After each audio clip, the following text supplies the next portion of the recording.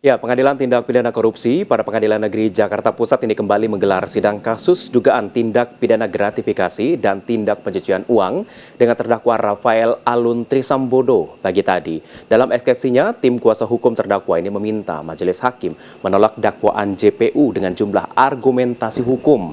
Lalu untuk mengetahui lebih dalam terkait hal ini, sudah hadir bersama saya saat ini ada Junaidi Saibihi selaku kuasa hukum terdakwa Rafael Alun Trisambodo. Selamat malam, Bang. Selamat malam. Terima kasih sudah bergabung. Kemudian juga sudah terhubung bersama kami melalui via Zoom ada Ibu Yenti Garnasih, pakar hukum tindak pidana pencucian uang. Selamat malam, Bu Yenti. Bu Yenti, bisa mendengar suara saya di studio? Oke, baik. Sambil kita menunggu terhubung dengan Bu Yenti, saya ke Bang Junet dulu begitu ya. Bang Junet, hari ini dikabarkan memang ada sidang gitu ya, eksepsi yang sudah diajukan oleh timnya Bang Junet gitu. Kita pengen tahu nih, isinya apa saja? Jadi dalam eksepsi itu kita mendalilkan ya bahwa ada beberapa hal dalam permasalahan yang berkaitan dengan surat dakwaan yang diajukan oleh JPU. Pertama adalah terkait dengan penggunaan pasal. Ya, di dalam dakwaan pertama itu ada pasal 5 angka 6 yang itu diambil dari Undang-Undang 2899 sebagai rangkaian perbuatan, di mana dalam pasal 5 angka 6 itu sudah dijelaskan juga dalam pasal 20 ayat 1 Undang-Undang yang sama bahwa terkait dengan perbuatan itu yang disebutkan itu dihukumnya dengan pidana administrasi. Jadi misalkan dengan hukuman disiplin ringan, sedang berat gitu ya. Itu undang-undang ASN kaitkannya.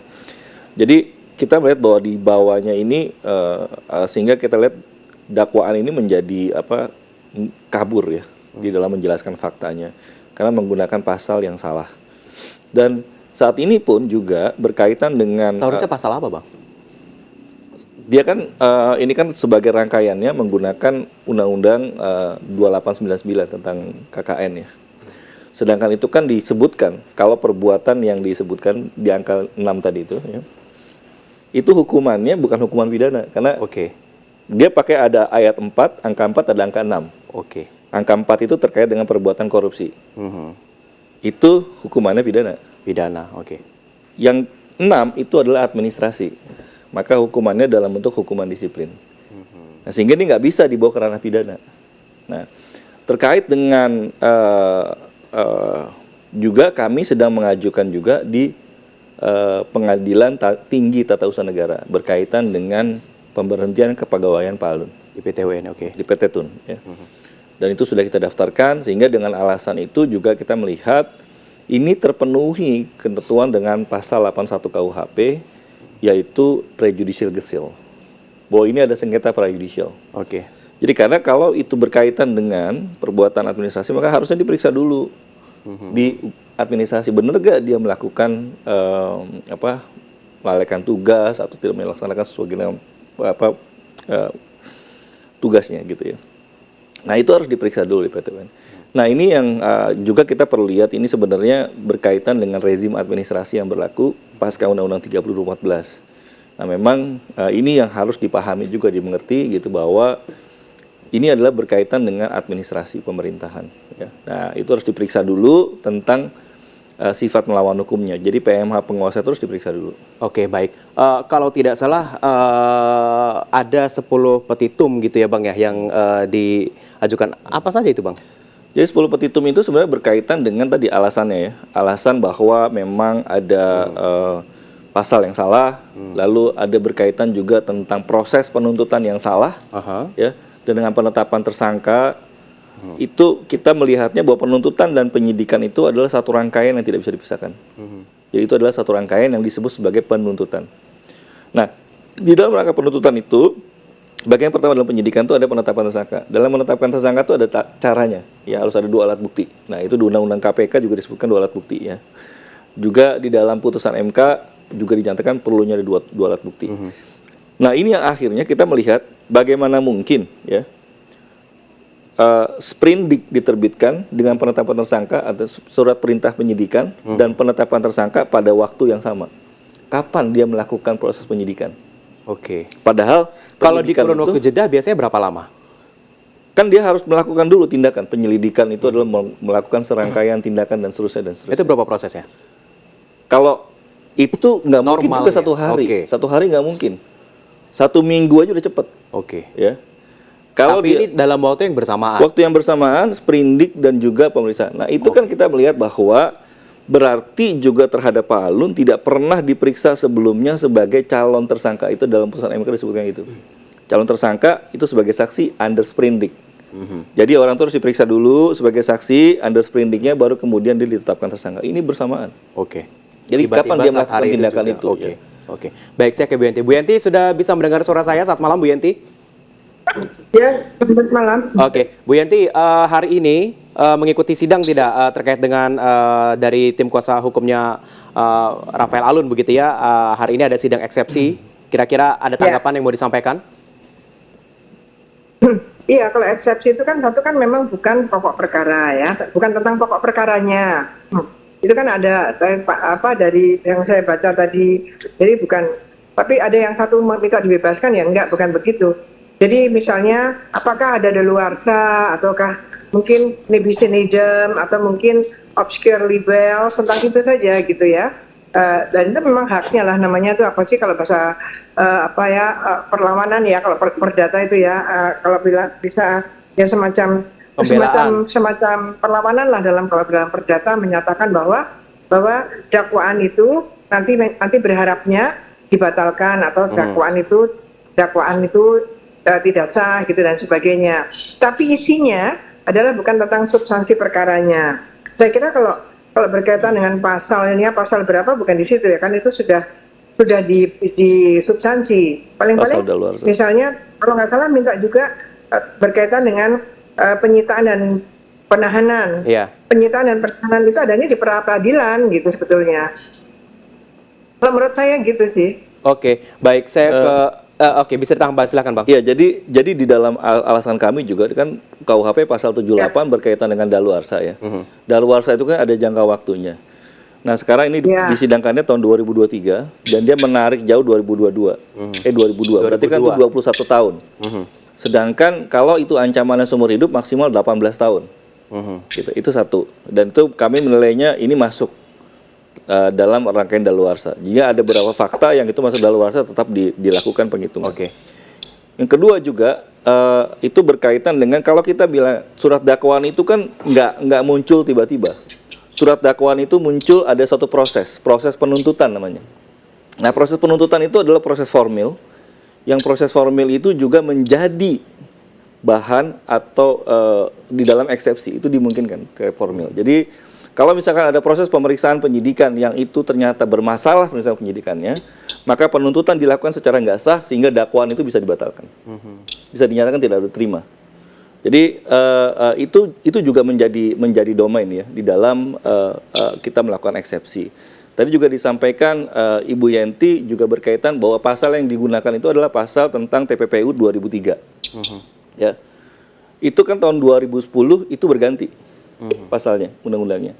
Sehingga ada fakta yang itu ketika undang-undang ini sudah tidak lagi berlaku, tapi undang-undang baru itu tetap disebutkan ada dua fakta, tanggal 26 Maret 2010 ya, dan tanggal saya lupa, ada dua fakta di situ adalah di luar sudah tidak berlakunya Undang-Undang 2003. Sehingga kita melihatnya ini fakta yang diuraikan pun menjadi kabur. Oke.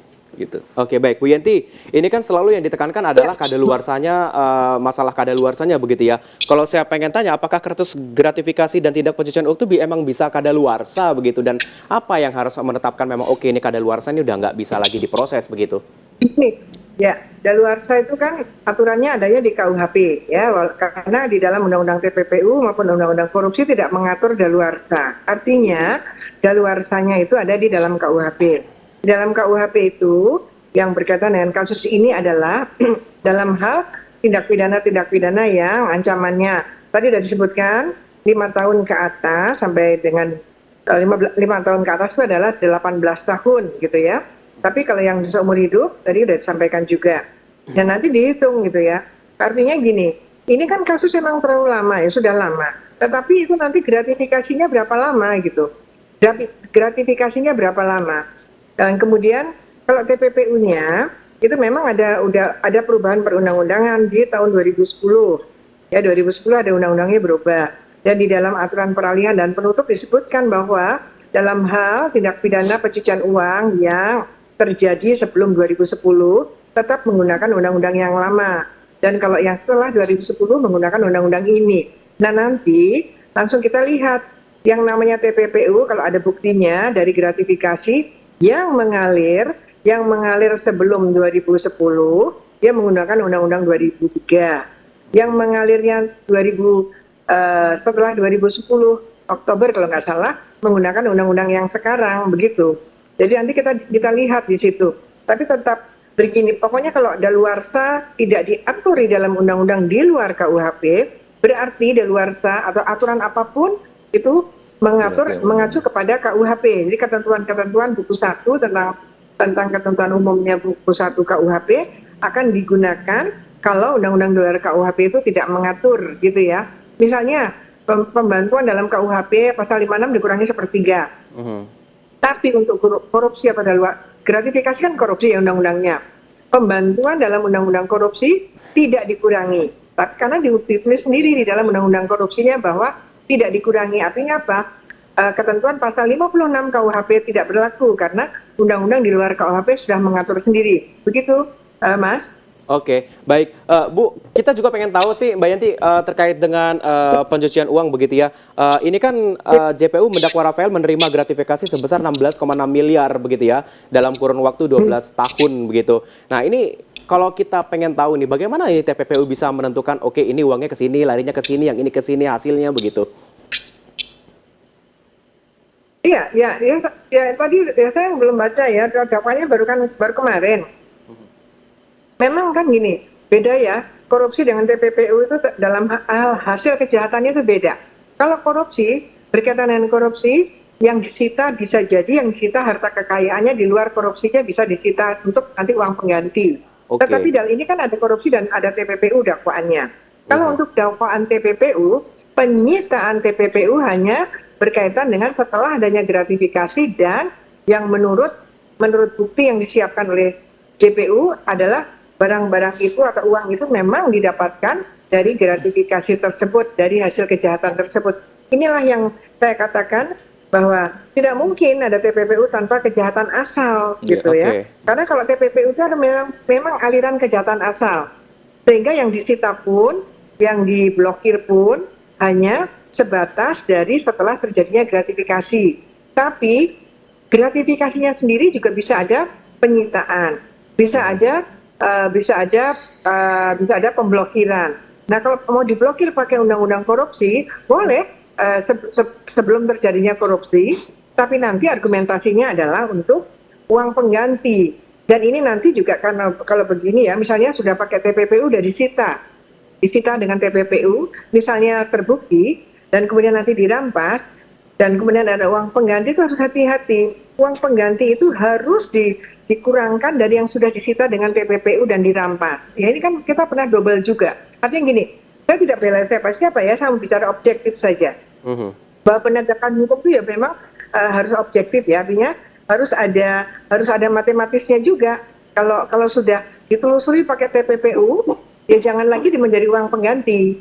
Nah, jadi uang penggantinya itu harusnya nanti dihitungnya nanti setelah berapa yang dari hasil, kalau ini apabila terbukti lah ya, dari hasil penelusuran melalui TPPU itu dapat berapa, nilainya berapa, kemudian korupsinya berapa, gratifikasinya berapa, baru seandainya kurang, baru nanti ditambahkan lewat pasal 18 uang pengganti.